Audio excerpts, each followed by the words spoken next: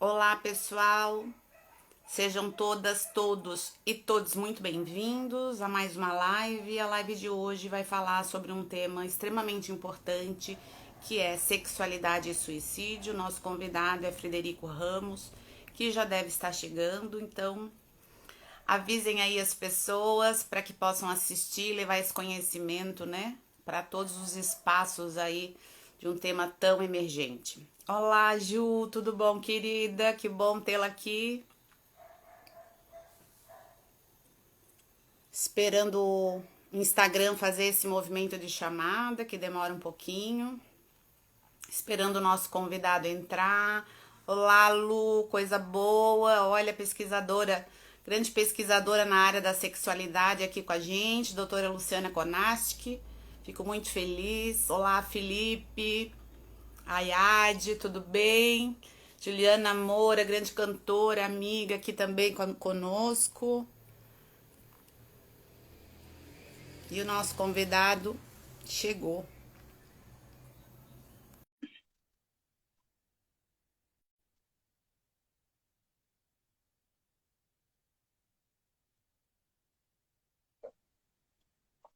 Oi, Fred, tudo bom? Oi, boa tarde, tudo bem? Tarde, coisa boa. A gente poder aqui dialogar sobre um tema tão triste, mas ao mesmo tempo muito importante. E estar aqui contigo é muito, muito bom. Então, Fred, eu costumo fazer lives com muitos pesquisadores, muitos estudiosos da área, muitos profissionais que trabalham com diferentes temas. E estar aqui com você é uma honra e eu agradeço imenso ter aceito o convite, para que a gente possa dialogar sobre esse tema. Olá, meu filho, Gabriel aqui presente, Priscila, já fui cumprimentando as pessoas que estão chegando, É, Carminha, sejam muito bem-vindos. eu que agradeço, Graziela, muito obrigado pelo convite. Eu que fico muito honrado, né? Porque a minha experiência é como clínico, né? Eu estou diante de uma grande pesquisadora, o que me deixa muito feliz, né? Com um tema super importante. E o que eu tenho a contribuir com esse tema, eu acho que como um clínico, né? Acho que já são 25 anos ouvindo as pessoas aí. Então, acho que alguma coisa a gente consegue, né, passar, né, de experiência, né, um pouquinho de reflexão sobre essa temática aí dupla, né? Tabu Uhum. duplo, sexualidade e suicídio, né? São coisas bastante complexas e que carecem de muito debate, muita reflexão, muitos processos, né, para as pessoas se informarem melhor. É isso. E coisa boa é a gente poder trabalhar diferentes temas, né? No meu caso aqui com o meu É, canal, Gabriela Rauch, no Instagram, no YouTube, enfim, nas redes sociais de uma forma geral, porque a gente já acabei, né, entrando pelas redes, mas já são mais de 22 anos de trabalho na área da sexualidade, da educação sexual, e trazer diferentes profissionais, né, estudiosos, pesquisadores, como eu falei há pouco, para discutir diferentes temas, me deixa muito feliz, porque a gente não pode morrer com os nossos conhecimentos. Nós trabalhamos para isso, é né, e verdade. quando a gente faz essas ações, essas lives, é justamente para poder contribuir, né, com mais pessoas. Juliana Franzoni, tudo bom, querida? As pessoas estão chegando, fazendo um movimentozinho aqui para aguardar. Então, para quem está Hum? chegando, né, na live de hoje é Sexualidade e Suicídio. Nosso convidado é Frederico Ramos, psicólogo clínico, pós-graduado em psicossomática contemporânea, educação para a saúde da família e didática do ensino superior. É psicoterapeuta com prática de psicanálise. Posso dizer que tu é professor de canto também? Professor do meu Pode, filho pode. e de tanta gente. É a E eu carreira fico muito paralela, né? feliz. É coisa boa, né? Porque a gente consegue É, fazer várias coisas juntos. E eu já é vi uma verdade. excelente professora aí. Eu sou Graziela Raup, para quem não me conhece, há mais de 22 anos trabalhando na área da sexualidade, da educação sexual, na formação docente, na orientação de famílias, para que a sexualidade ela seja discutida nos diferentes espaços e que a gente possa estar orientando cada vez mais, né, as crianças, os jovens, né, os adultos, tirando esse peso que carrega, né, devido à nossa construção enquanto sujeitos sociais, culturais, históricos, né, essa sexualidade carregada de mitos, de tabus, de preconceitos, como uma coisa errônea. Então, falar sobre isso é muito importante. E o Fred lindamente aceitou esse convite. Bom, nós estamos no mês, né, Fred, da prevenção ao suicídio. Setembro Amarelo é a campanha, né, que chama a atenção. E eu pensei, puxa, vamos falar sobre esse tema que é tão importante, que acomete tantas pessoas, com índices altíssimos, né, no Brasil, no mundo, de uma forma geral. Queria que tu falasse um pouquinho como é que é o teu trabalho, como é que tu desenvolve, como é que tu vê, né, essa situação tão triste que é quando a pessoa chega a cometer o suicídio. Sim, Graziela. Eu vejo com muita preocupação, evidentemente, né? Primeiro porque a gente sabe que o tema, enquanto um tabu, já foi muito mais tabu até para nós profissionais de saúde, educação, né? O que a gente pode localizar, que assim, não é muito distante, né? A época em que se começou a abrir mais esse assunto, essa temática, e trazer isso à tona, sem medo, né? Enfrentar o problema. Então, a gente tem muito pouco tempo, né? Tirando, logicamente, o surgimento de grupos como o Centro de Valorização à Vida, da década de 60, 1960 e poucos, né? É muito recente a gente começar a abordar, né, essa temática de uma maneira mais interdisciplinar, né? Enfrentando mais. Então, a nossa preocupação, logicamente, como profissionais, né? A gente sabe que essa questão é no mundo inteiro, em todas as sociedades.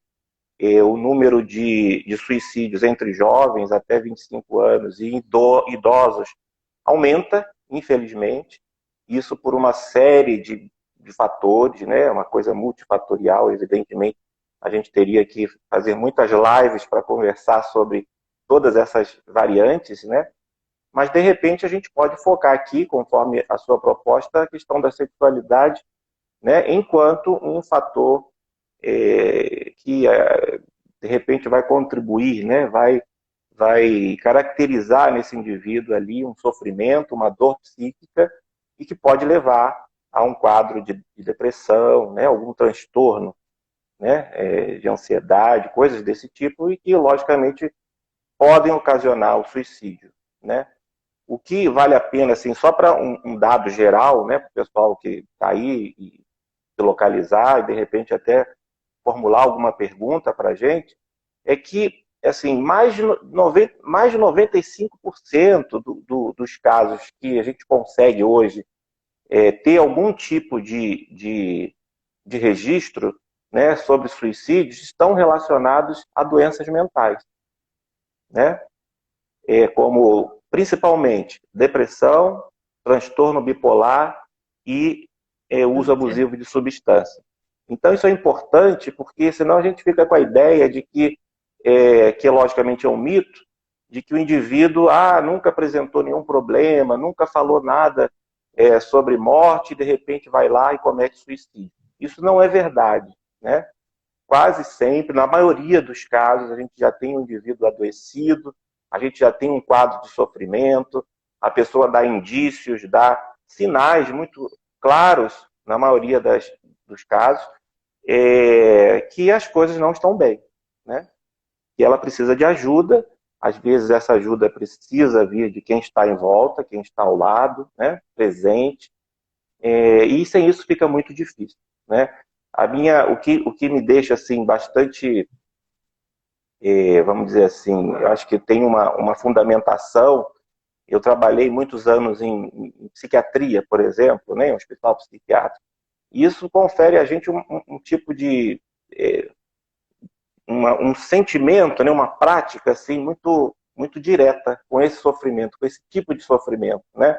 Quando ele é verdadeiro, real, E quando, logicamente, às vezes está associado a alguma outra questão de personalidade e tal, tem um caráter mais representativo, né? O que é uma coisa muito difícil até de se perceber, de diagnosticar, né? Acho que é isso.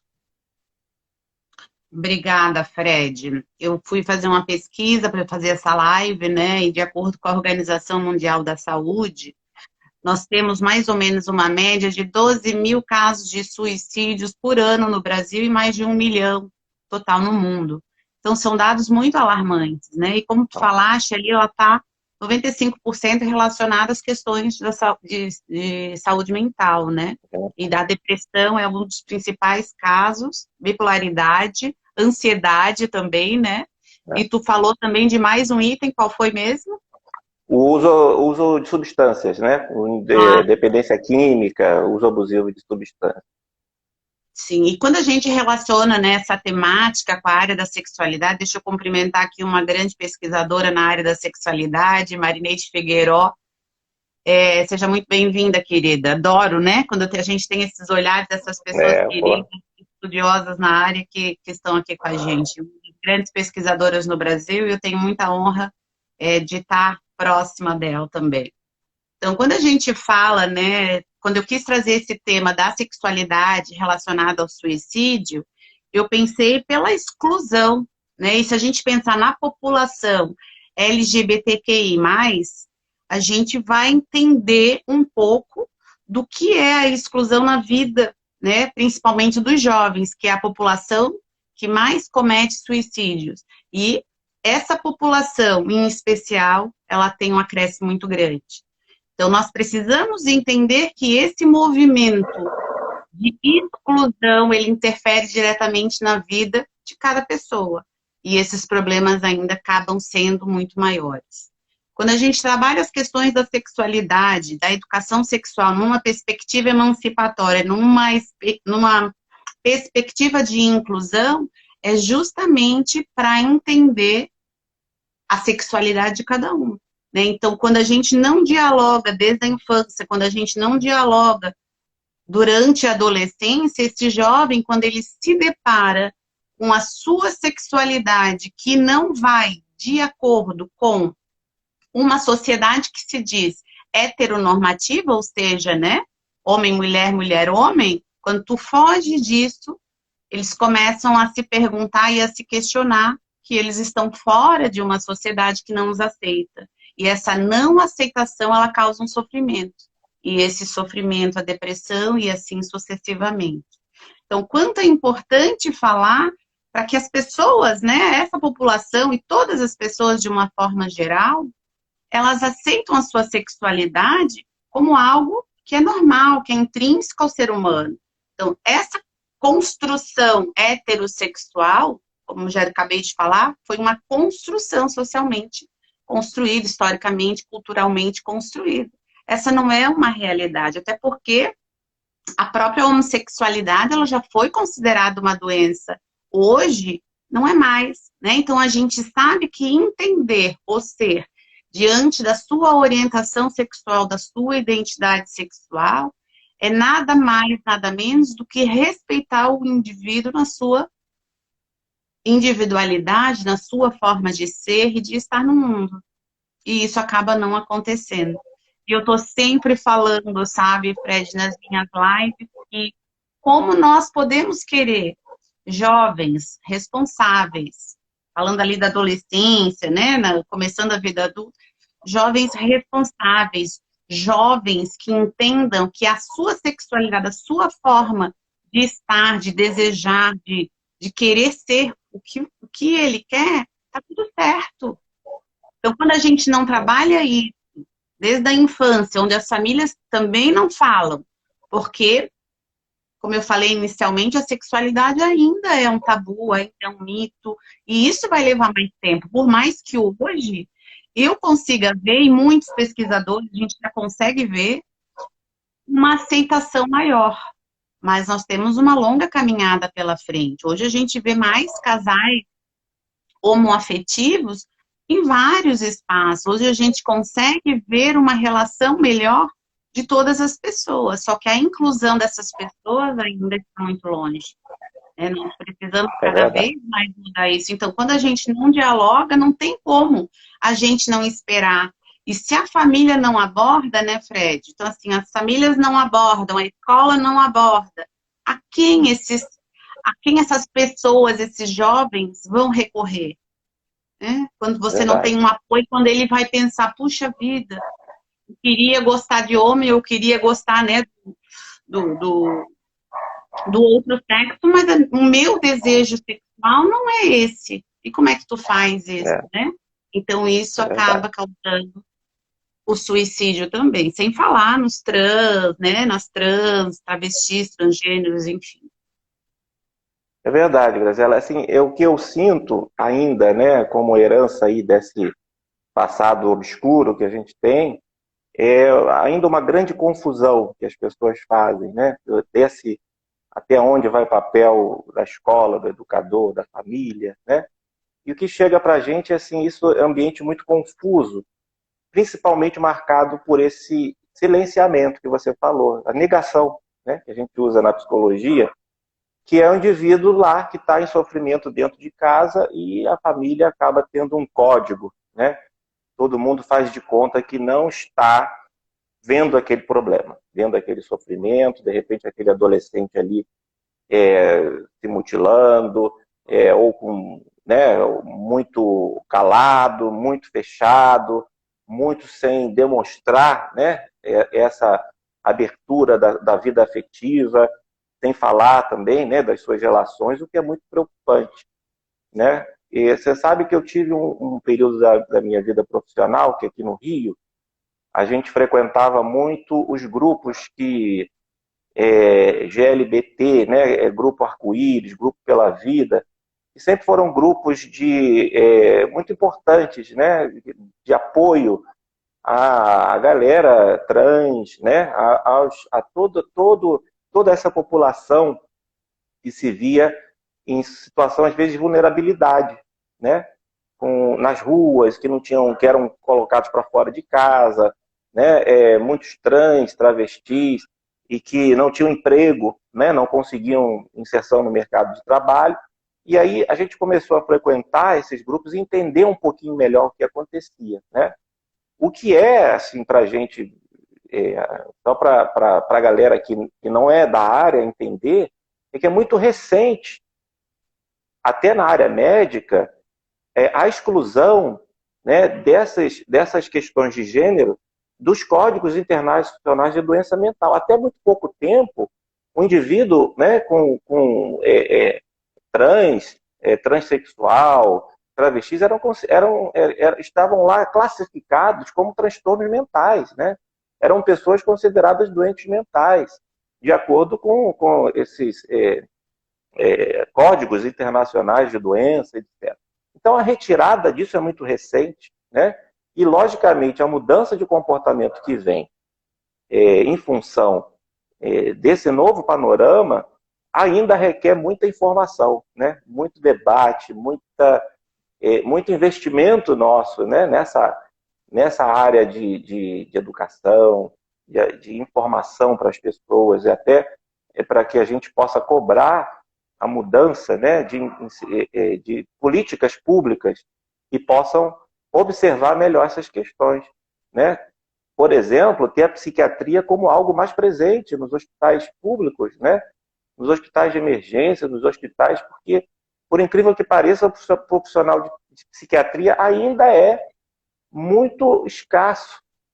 Então, o indivíduo que chega num hospital, numa grande metrópole, em situação de violência, né, com uso de drogas, e muitas vezes esse indivíduo ele é um transexual, por exemplo, ele é tratado ali só do acidente que ele sofreu, da violência e tal, e quase nunca ele é orientado, né, para um tipo de atendimento mais conectado, né, com esse tipo de ajuda. Ajuda psicológica de um profissional de psiquiatria, de psicologia, né, um atendimento de grupo. Então, a gente carece muito desse tipo de informação ainda, né? É verdade, Fred. A questão do atendimento, né, psicológico, ele é bastante precário, né, no É, atendimento dentro do SUS para se conseguir.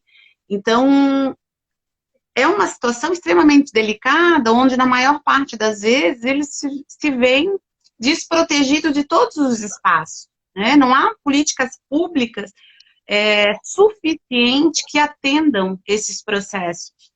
é E aí verdade. eu vou voltar novamente para a minha área, que é a necessidade e a urgência de um trabalho de educação sexual nas instituições de ensino, para Com que se certeza. possa dar esse apoio inicial a essas crianças, a esses jovens.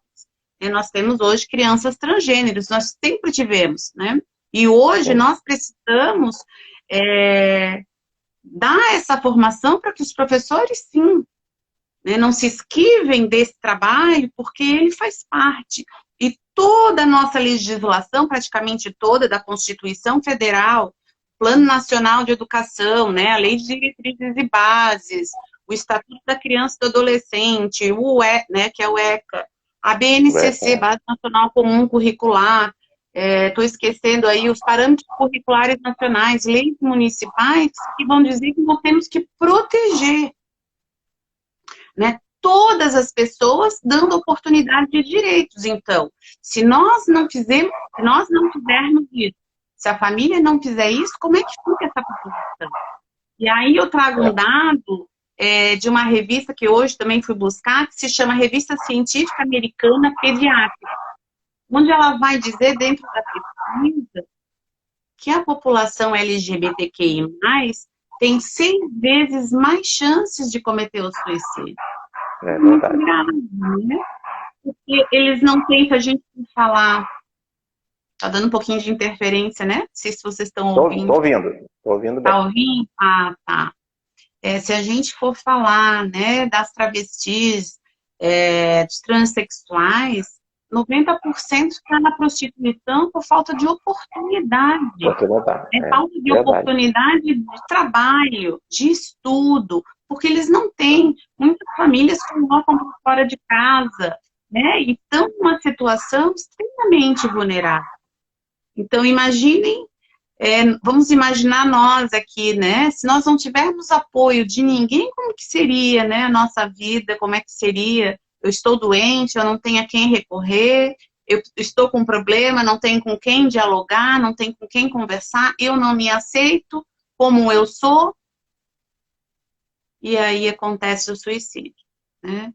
Exatamente. Então a gente precisa mudar e mudar muito. Deixa eu só ver aqui. A Luciana está colocando a educação sexual nas escolas, é fundamental.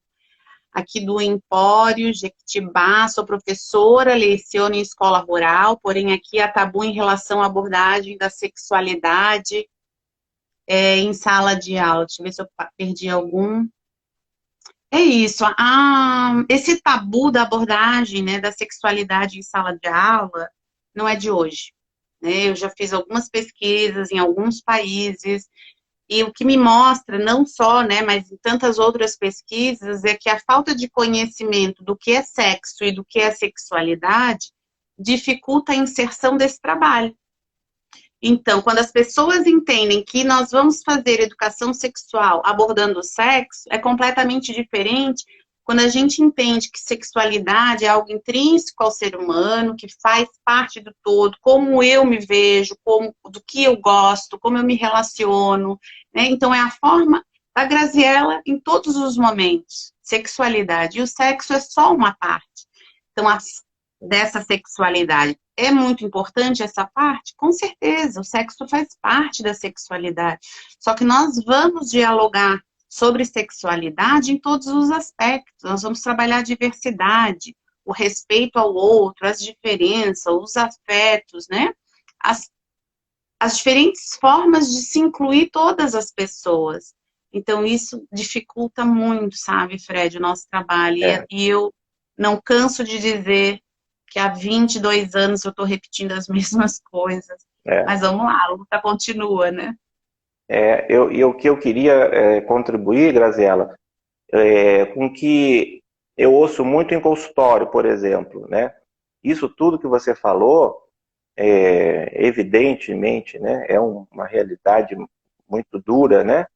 E o que tem acontecido é que agora, né, com o número de informações maior passando diante dos nossos olhos, por exemplo, com o uso dos celulares, né, da internet, o que está acontecendo é que muitas vezes esse jovem ele chega no consultório, né, esse jovem adulto, ele consegue chegar no consultório falando dessa dor, falando sobre o seu sofrimento diante da sua orientação, da sua condição, né, da sua angústia diante das suas relações afetivas. A gente nota que há um discurso muito organizado, muito bonito, né, falando sobre tudo que a gente gosta de ouvir, mas que na prática revela uma família muito silenciada, exatamente, né, muito adoecida, né, onde esse indivíduo ele não consegue se expressar, não consegue se sentir à vontade, não consegue se localizar ali, ser visto, né, amorosamente, principalmente, não consegue sentir isso. E esse prejuízo é um prejuízo muito duro, né? A gente sabe que, às vezes, isso leva a vida inteira para o indivíduo conseguir reparar, né, uma situação onde ele se vê excluído, onde ele se vê realmente, né, deixado de lado, né, atacado, ou às vezes vítimas de um tipo de criação de pais muito narcisistas, né, que tendem a cobrar um amor condicionado, né, quer dizer, condicionando o amor, né, dar afeto só quando o filho ou a criança faz alguma coisa que agrada a eles, né, que eles acham correto, ou quando a criança obrigam a criança a se espelhar neles, reproduzir o que eles gostariam, do desejo deles, né? Então a gente nota que isso ainda é muito, né, muito frequente, infelizmente, né? E é uma educação no sentido de uma mudança íntima, né, de dentro para fora também, né? Não só de fora para dentro, mas principalmente um convite para que as pessoas possam se cuidar mais, né? Cuidar da saúde mental, possam se tratar, né? Para evitar mais esses prejuízos na vida de uma criança, de um adolescente, principalmente, né? Como se já não bastasse uma sociedade, né, que tende a, de época em época, né, tolir essa liberdade, né? Tende a oprimir, né, com a reprodução de comportamentos, sem com que o indivíduo possa se conhecer, no próprio processo de subjetividade dele, né? A gente vê ataque à cultura, a gente vê ataque às artes.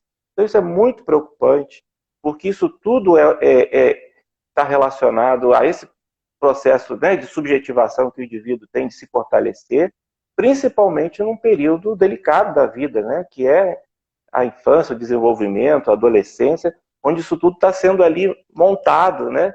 Esse quebra-cabeça está sendo montado para a vida, para a pessoa ter uma vida adulta mais satisfatória, feliz, né? A pessoa ter uma qualidade de vida psíquica, emocional, sexual, né? E evitar esses adoecimentos que podem levar ao suicídio, por exemplo. Muito bem colocado, Fred. E quando tu falas assim desse silenciamento, né, dessa falta, eu vejo por dois lados, né? A falta, o silenciamento do jovem na sua casa, né? O não enxergar dos familiares, por um outro lado, e isso se dá durante a vida, né? O crescimento de seu filho, o desenvolvimento da sua filha, né? Daquela criança, porque você vai construindo esse diálogo para poder perceber e ele também se sentir acolhido. Quando a gente não dá respostas, eu também costumo dizer que nós, enquanto adultos, né, pessoas familiares, profissionais da educação, profissionais da saúde, como você e tantos outros, nós somos centros credíveis de informação. Então, nós precisamos estar atento e disposto a dar uma resposta. Tudo bem. Muitas vezes as famílias, os professores, de uma forma geral, não sabem dar resposta porque não tiveram formação, foram Preparado. construídos, carregados exatamente dessa sexualidade, né, aí pecaminosa, de mitos e tabus, onde nunca se falava. Ok, É. até aí tudo bem. Mas quando você é questionado, para você construir essa base sólida de diálogo, né, de acolhimento, de comprometimento, de responsabilidade para com essa criança, esse jovem, você precisa, no momento de receber essa pergunta que você não sabe responder, tá buscando, olha, meu filho, olha, meu aluno, minha aluna, enfim, eu não sei como te responder, mas eu vou buscar uma resposta para você. Eu vejo isso como uma obrigação. Então, se as famílias não sabem, as escolas também não abordam, não tem como a gente mudar essa realidade.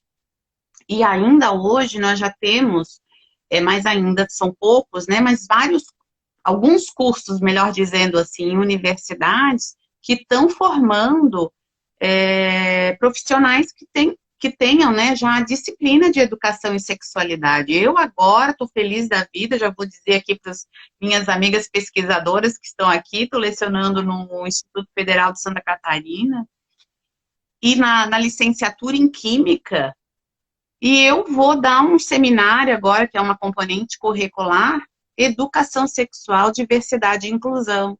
Então, imagina, Maravilha. durante anos, trabalhei na pedagogia, no curso de pedagogia, falando de sexualidade e educação sexual. Agora, levar para um curso de química essa possibilidade, todos os cursos deveriam ter pelo menos uma cadeira para formar esses professores das diferentes áreas, para formar os diferentes profissionais que saibam trabalhar e acolher de uma forma tão linda que é a nossa sexualidade. E os próprios parâmetros curriculares nacionais vão dizer que tem que se trabalhar de forma transversal, como outros documentos da nossa legislação brasileira. Então, todos os profissionais deveriam de ter essa abordagem. E a gente vai deparar que não. Muitos não sabem, muitos colocam a religião acima, né? Sendo que a sexualidade ela é intrínseca. E eu queria te trazer também um dado aqui para vocês. Foi uma pesquisa do Instituto William de Los Angeles, nos Estados Unidos, que ela estimou que 41% das pessoas trans, elas já tentaram cometer o suicídio. Então, assim, é muito alto, gente. Vocês imaginem, quase metade dessa população tentar cometer um suicídio é uma coisa muito bárbara, muito séria. Nós já tivemos aqui algumas lives com transexuais, com travestis, e a realidade é muito dura quando elas colocam. Eu fiz uma live com a Frida, acho que um mês atrás, ou 2. Nossa, autora de diversos livros, com mestrado em sexualidade, em educação sexual. A trajetória dela, Fred, ela relata da infância ao mestrado em educação sexual que ela vivenciou, o sofrimento daquela mulher. Foi a pior, a melhor live, porque foi a que eu falei quase nada, ela tinha necessidade de falar e eu deixei, e eu me engasguei algumas vezes de ouvir aquela barbaridade. Não que eu não saiba, não que eu não tenha conhecimento, mas é o relato de uma vida, de uma única pessoa. Muito forte. Muito. Demais. É muito cruel. É uma exclusão muito cruel, porque a gente deve lembrar que, inclusive, há o preconceito do próprio grupo, né? Sim. Quando a gente fala de sexualidade, gênero e tal, essas pessoas relatam, né, que são excluídas duplamente, porque de repente até o próprio gay, a lésbica, né, quer dizer, o indivíduo ali cisgênero, né, há uma exclusão inclusive dessas pessoas, né? Então ele vai acumulando, né? Por exemplo, ele vai acumulando exclusões, indiferenças, né? De grupos diversos, inclusive de um próprio grupo que deveria ficar mais atento a esse apagamento, né? E o apagamento do indivíduo, que é o apagamento social, né? Que já agora a gente observa o mercado de trabalho começando a olhar, né, a dar essa oportunidade maior, mas que a gente lembrar, já foi época que não havia isso, né? E aí a gente está ainda, né, pedrinha por pedrinha, dando esse tipo de espaço, né, que você pode dizer assim, mas abrindo os nossos olhos para essa população que fica duplamente ou triplamente esquecida, né? E não é de se estranhar, né? Mais de 50% um índice de suicídio, quer dizer, é um número absurdo, né? A gente imagina o quanto de dor, de angústia, de solidão essas pessoas passaram, né? Não só com a questão da própria família, de se sentir, de ser colocado para fora de casa, né? Mas da violência nas ruas, né? Da questão de se ver obrigado praticamente a comercializar o próprio sexo para sobreviver, né? Então, isso tudo é de um sofrimento absurdo, né? Fred, é isso mesmo. A professora, a doutora Marinete Figueiredo, está aqui conosco, né? Eu tinha dado, ela está colocando aqui que é preciso esclarecer o papel da educação sexual e o quanto que ele contribui para o desenvolvimento das nossas crianças e dos nossos adolescentes para ter uma vida saudável, né? Tranquila, feliz. Estão escutando ruído? Não, só aqui. Não, deu uma falhadinha, mas já voltou. Para mim foi. Ai, que bom. Ai, que bom. Então, todo esse trabalho, né, professora Marineide, a gente sabe bem que é e da necessidade dele nos espaços das instituições de ensino. Eu costumo dizer que eu gostaria de saber, porque as pessoas, elas deveriam ser penalizadas por não protegerem, sabe, as suas crianças de uma violência sexual, dos seus jovens de uma gravidez na adolescência, de uma infecção sexualmente transmissível. Em vários aspectos, a gente precisa ou precisaria responsabilizar o Estado por falta de políticas públicas, as escolas por não darem, né, essas informações que são necessárias, as famílias por não protegerem, porque se há esse silenciamento em todos os espaços, alguém está pecando, né? Você não está protegendo, você não está informando, você não está acolhendo, e aí a gente tem esse número tão alto de suicídios, né, com os jovens em especial. Eu acho que o desafio maior é a gente ter realmente uma preocupação em formular, né, não só cobrar as políticas públicas, mas a formação do professor, né, para ele realmente, lógico, ele não precisa ser um terapeuta, mas ele precisa ter um olhar, uma escuta diferenciada, né? A gente sabe que o papel da escola é muito complicado, né? Dependendo, são várias realidades, uma escola pública, uma escola privada.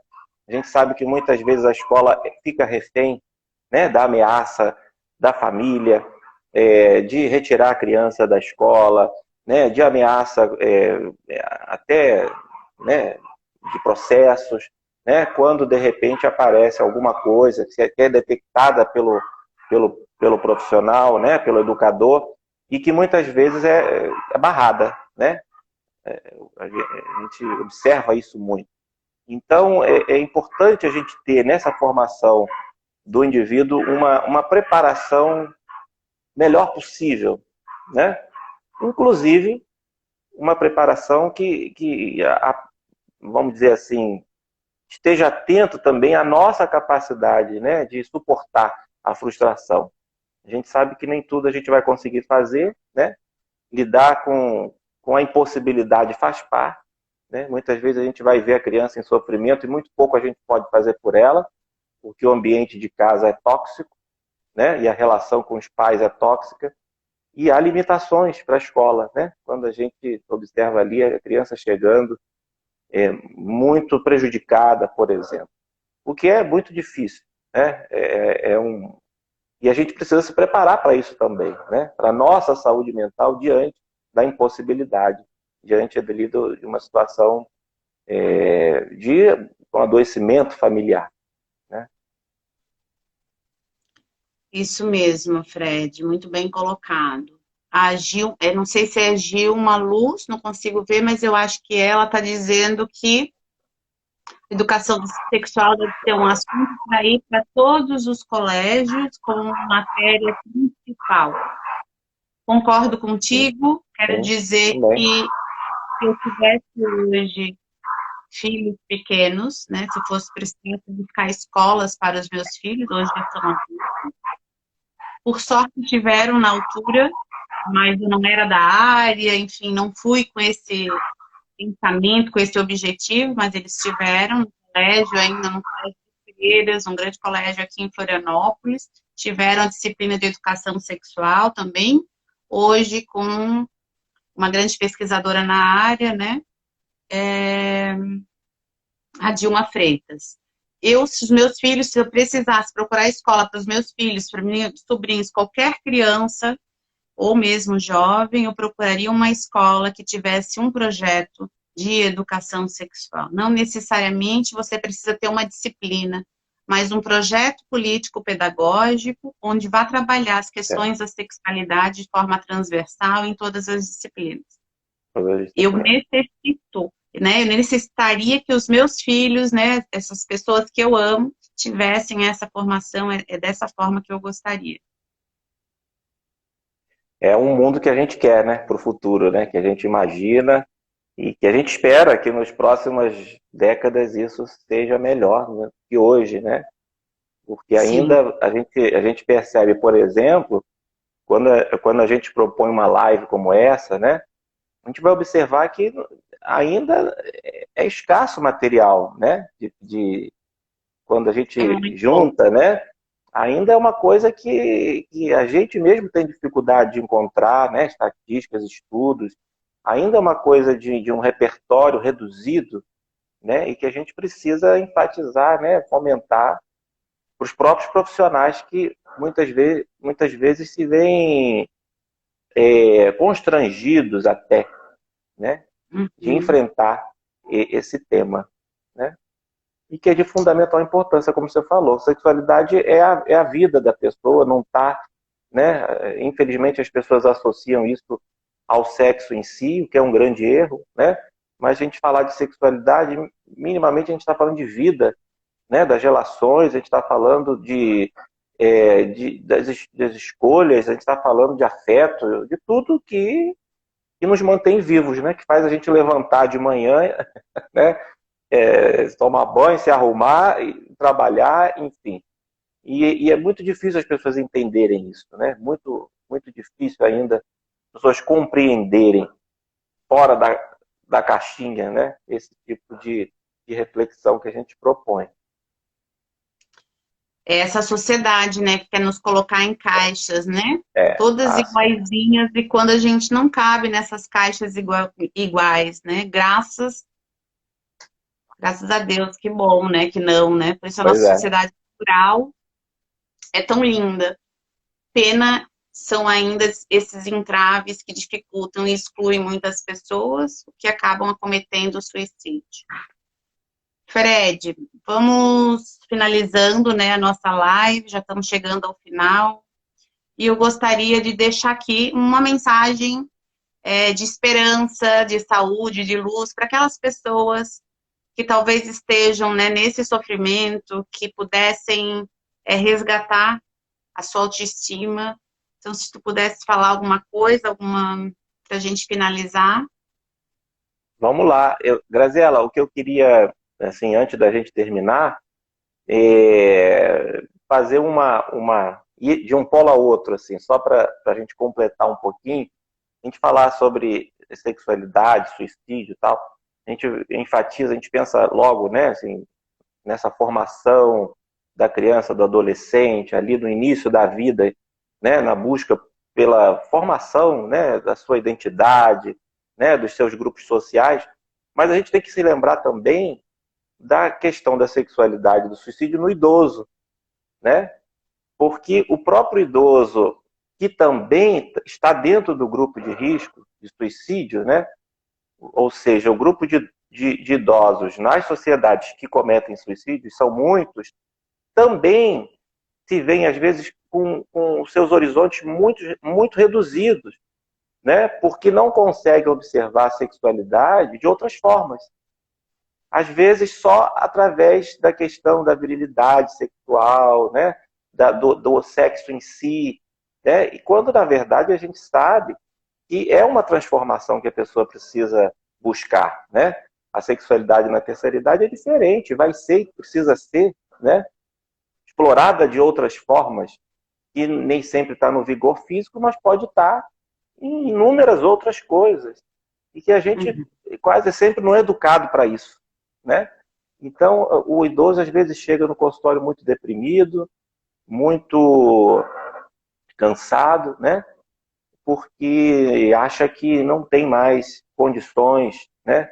De ver ali com todas as suas portas fechadas para ter uma vida sexual, por exemplo.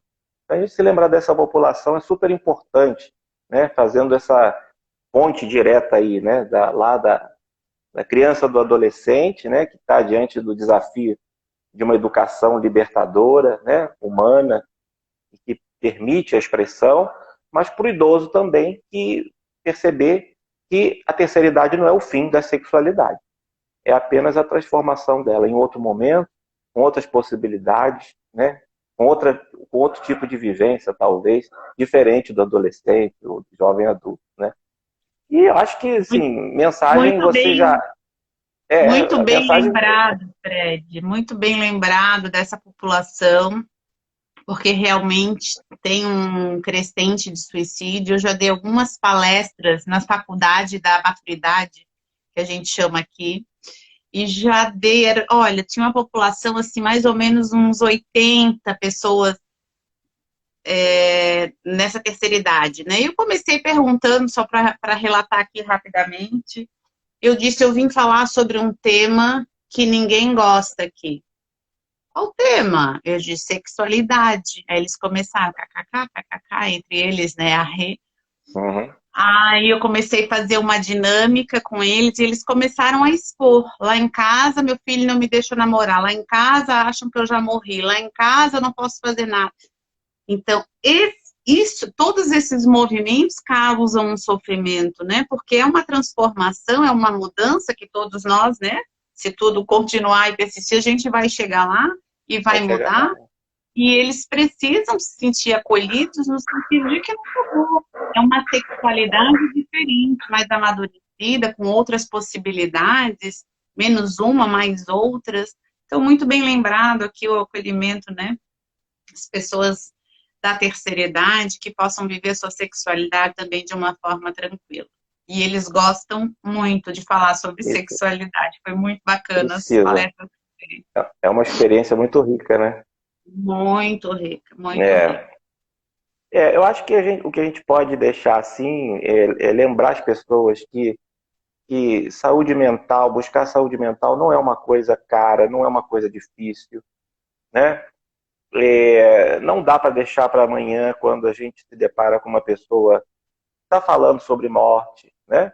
Está falando sobre suicídio, que está trazendo ideias muito pessimistas da vida sistematicamente. Então, lembrar as pessoas que é o tipo de ação, a frase, né, o slogan da Associação Brasileira de Psiquiatria esse ano é assim: agir salva vidas, né? Então, é um momento em que a gente não deve deixar de lado, às vezes, uma fala, uma informação que vem de uma pessoa amiga ligada a gente, né? Logicamente, há limitações quando você oferece ajuda, por exemplo, pela internet.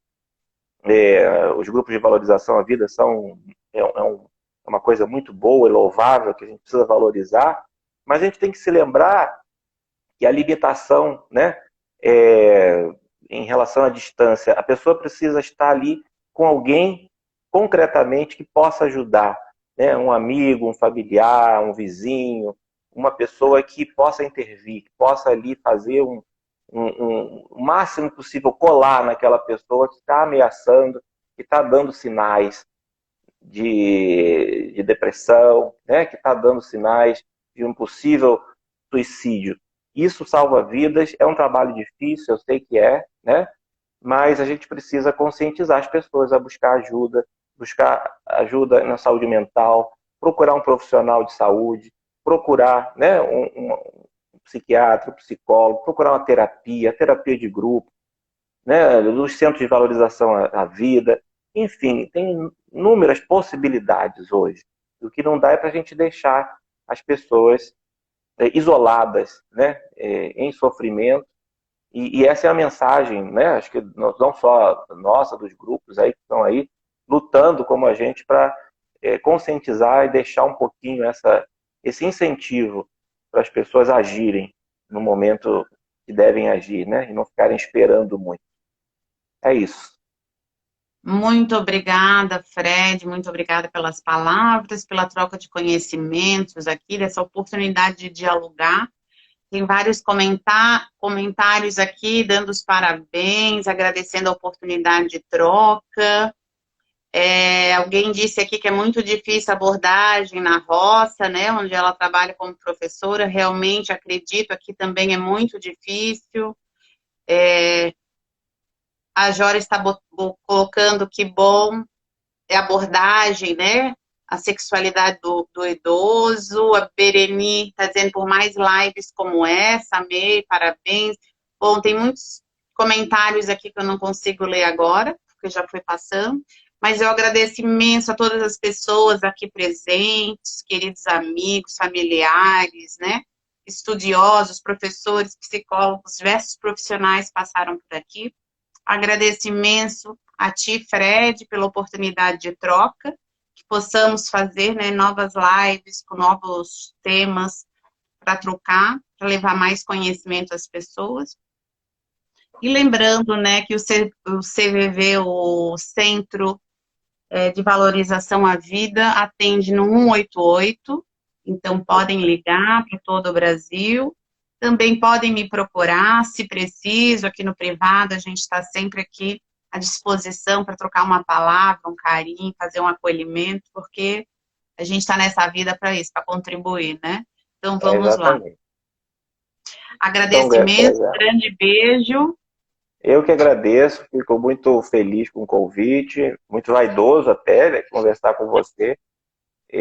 Muito obrigado, tá? Agradeço o carinho sempre que você me dedicou desde lá, quando começamos a planejar a live, né?